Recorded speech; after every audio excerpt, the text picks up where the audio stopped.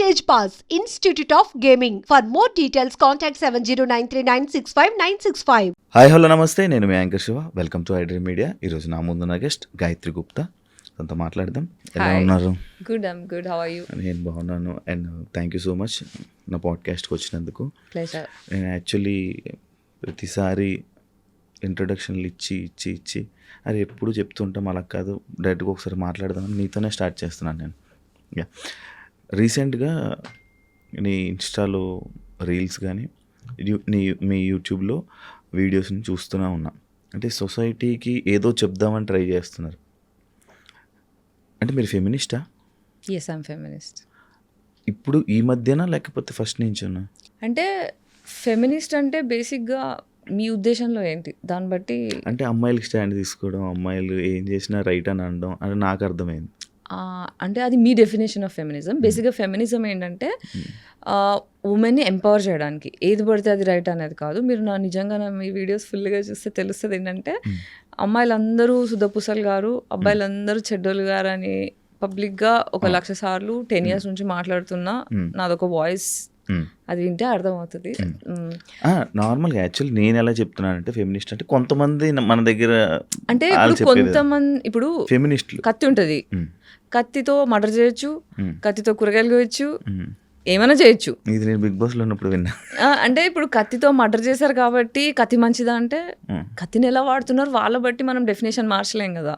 Feminism came to empower women because పితృస్వామ్య వ్యవస్థ వల్ల ఆడవాళ్ళు మీకు అంటే ఇప్పుడు నేను స్పెసిఫిక్గా చెప్పక్కర్లేదు, మనకు అందరికి తెలిసిందే. ఇప్పుడు మన లాస్ అప్గ్రేడ్ అవుతున్నాయి, పీపుల్ అప్గ్రేడ్ అవుతున్నారు. ఒకప్పుడు ఆడవాళ్ళు ఇంటికి పరిమితం అవుతుండే, కిచెన్కి పరిమితం అవుతుండే. ఇప్పుడు సొసైటీలోకి వస్తున్నారు, వర్క్ చేస్తున్నారు. ఇప్పుడు సొసైటీ ఆడవాళ్ళకి రెడీ లేకుండే వర్క్కి. సడన్గా అంటే మిలీనియల్ జనరేషన్ నుంచి ఆడవాళ్ళు రావడం స్టార్ట్ అయిన దగ్గర నుంచి అసలు ఆడవాళ్ళని ఎలా హ్యాండిల్ చేయాలి అనే, ఇప్పుడు ఆడవాళ్ళ హెల్త్ డిఫరెంట్ ఉంటుంది, ఎక్స్పెక్టేషన్స్ డిఫరెంట్ ఉంటాయి. ఇలాంటివన్నీ కూడా మగవాళ్ళకి డిజైన్ చేయబడ్డ సొసైటీలో ఆడవాళ్ళు వచ్చినప్పుడు ఏమవుతుందంటే ఆడవాళ్ళని ఎలా హ్యాండిల్ చేయాలో ఆడవాళ్ళకి అర్థం కావట్లేదు, మగవాళ్ళకి అర్థం కావట్లేదు. కాబట్టి ఇదంతా షేక్ అవుతుంది. బేసిక్గా ఎవరు తప్పు కాదు, సిస్టమ్ అనేది ఫ్లాడ్గా ఉంది. దాన్ని మనం అప్గ్రేడ్ చేసుకోవడానికి మనం కష్టపడుతున్నాం. ఒక జార్లో నల్ల చీమలు ఎర్రచీమలు వేసేసి మూత పెట్టేసి షేక్ చేస్తారు. షేక్ చేసిన తర్వాత ఏంటి, లోపల మనకు షేక్ తెలియట్లేదు, మూసింది తెలియట్లేదు. నల్ల చీమ ఎర్రచీమ కొట్టుకుంటే నీది తప్పు, నువ్వెన్ తప్పు, ఉమెన్ తప్పు అని మనం కొట్టుకుంటున్నాం. కానీ కామ్ డౌన్, షేక్ అవుతుంది సిస్టమ్, మనం అది మార్చుకోవాలి అని చెప్పి ఒక అప్గ్రేడ్ అవ్వడానికి, లాస్ అప్గ్రేడ్ అవ్వడానికి, comfort zone for everybody upgrade అవ్వడానికి ఫెమినిజం వచ్చింది. So this is not to hurt anybody. ఒకరిని బాధ పెట్టే ఉద్దేశంతో, ఒకరిని కించపరిచి, ఒకరిని తక్కువ చేసే ఉద్దేశం ఫెమినిజం కాదు. ఎవరికైతే అవసరం ఉందో, ఎవరి గొంతు అయితే వినిపించట్లేదో వాళ్ళకి హెల్ప్ చేయడానికి, ఎంపవర్ చేయడానికి, సేఫ్ సొసైటీ ప్రొవైడ్ చేయడానికి వచ్చే వాయిస్ ఫెమినిజం. ఈ ఇప్పుడున్న జనరేషన్లో అమ్మాయిల వాయిస్ వినిపించట్లేదు అన్నది నాకు తెలిసి మన మూర్ఖత్వం అని అనుకుంటున్నాను. ఎందుకంటే ఇప్పుడు ప్రతి విషయంలోని కూడా, ఏ విషయంలోనైనా అమ్మాయిలు ఫస్ట్ ఉన్నారు. ఏం చేయాలన్నా క్రైమ్ రేట్లో కూడా ఈ మధ్య అమ్మాయిలు కూడా ముందుకు వస్తున్నారు. అంటే మనం చూస్తున్న సిచ్యువేషన్లో, అలాంటి సిచ్యువేషన్స్లోనే కూడా అమ్మాయిలది రైట్ అంటారా? ఇప్పుడు నేనేమన్నాను, ఇక్కడ అమ్మాయి తప్ప కాదు, సిస్టమ్ ఫ్లాడ్ ఉంది అన్న. సో ఈ సిస్టమ్ ఏం చేసింది, ఇంతకు ముందు ఆడవాళ్ళని ఇంట్లోకి తొక్కేసింది.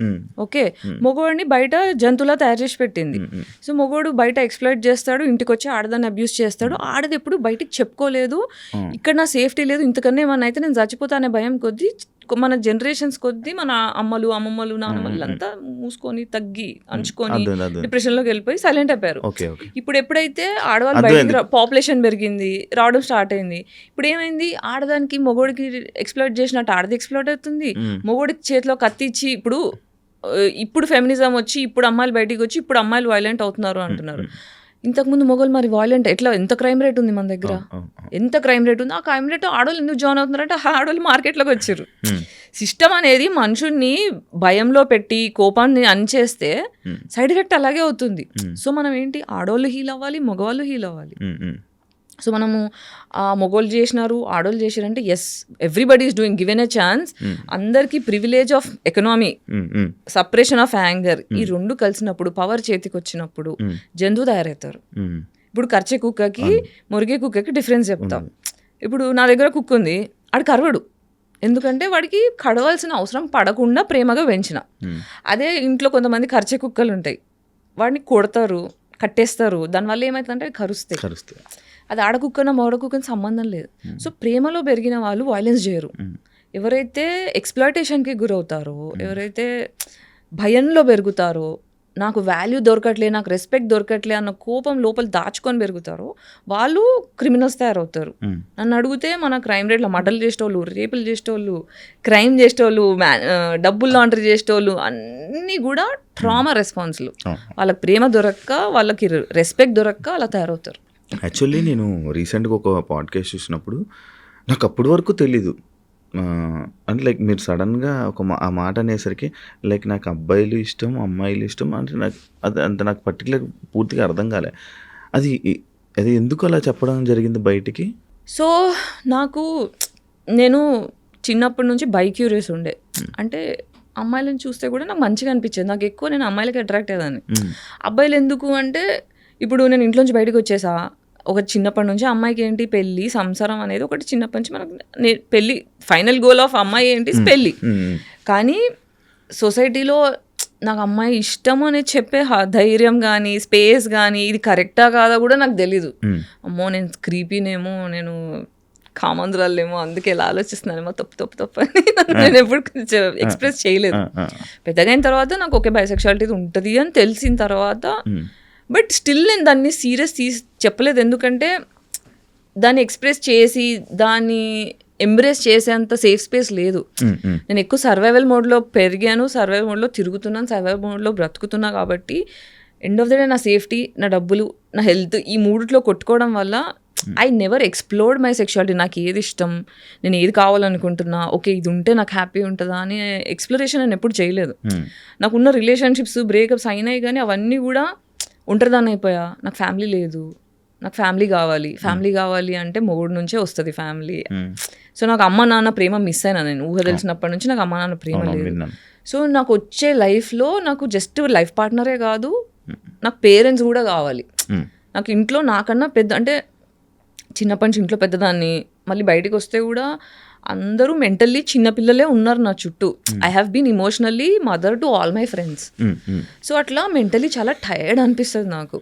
అందుకే ఎప్పుడు నా మనసు ఎప్పుడు నాకన్నా మెంటల్లీ పెద్దవాళ్ళు ఉంటే బాగుండు అని కోరుకుంటా.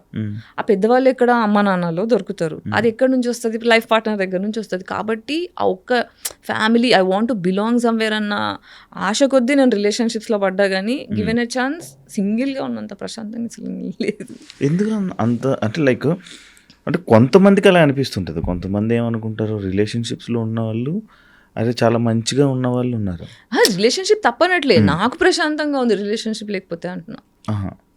ఎందుకు ఏమైనా ఇబ్బంది పడ్డారా? అంటే నేను రీసెంట్ పోస్ట్లో కూడా చూసాను ఇన్స్టాలో, బాగా ఏడుస్తూ బ్రేకప్ అయినందుకు ఏడుస్తూ అది పెట్టడం జరిగింది. బ్రేకప్ ఒకటైతే వేరు, చాలా బ్రేకప్స్ అయ్యాయి. కానీ ప్రతిసారి ఏంటంటే ఫ్యామిలీ కావాలి, నేను ఒంటరిగా ఉన్నాను, నాకు ఫ్యామిలీ కావాలి, నాకు ప్రేమ కావాలి అనే ఆశ కొద్దీ ఈ రిలేషన్షిప్స్లో కూడా నచ్చినా నచ్చకున్నా ఒక్కొక్కసారి when we had to have sex I had participated, but I wish I didn't do that. నాకు అంటే మొగోళ్ళు 100% పర్ఫెక్ట్ ఉండరు, మార్చుకోవాలి. ఇప్పుడు చెప్తారు కదా పెళ్ళైన తర్వాత, నా మొగుడు ఇట్లా సతాయిస్తుంది అట్లా సతాయిస్తుంది అంటే మార్చుకో అంటారు. కానీ మొగోళ్ళు మారకపోతే ఏం చేస్తాం? సో మార్చే పద్ధతిలో ఏంటంటే okay I want a family అనే కోరిక కొద్దీ చాలాసార్లు కాంప్రమైజ్, ఇష్టం లేకున్నా పార్టిసిపేట్ చేయడం. సో 30 years తర్వాత కన్సెంట్ అని తెలిసిన తర్వాత, కన్సెంట్ డెఫినేషన్స్ అర్థమైన తర్వాత, మ్యారిటల్ రేప్స్ గురించి అర్థమైన తర్వాత, సెల్ఫ్ వర్త్ తెలుసుకున్న తర్వాత, నా వర్త్ నాకు తెలియకపోవడం వల్ల, నాకు ఫ్యామిలీ ఉంటే కానీ వాల్యూ లేదు అని నేను ఫీల్ అవ్వడం వల్ల, అర్హత లేని మనిషితో రిలేషన్షిప్ పెట్టుకొని వాళ్ళకి నేను తగ్గాను అనే ఒక సాడ్ ఫీలింగ్ వచ్చింది.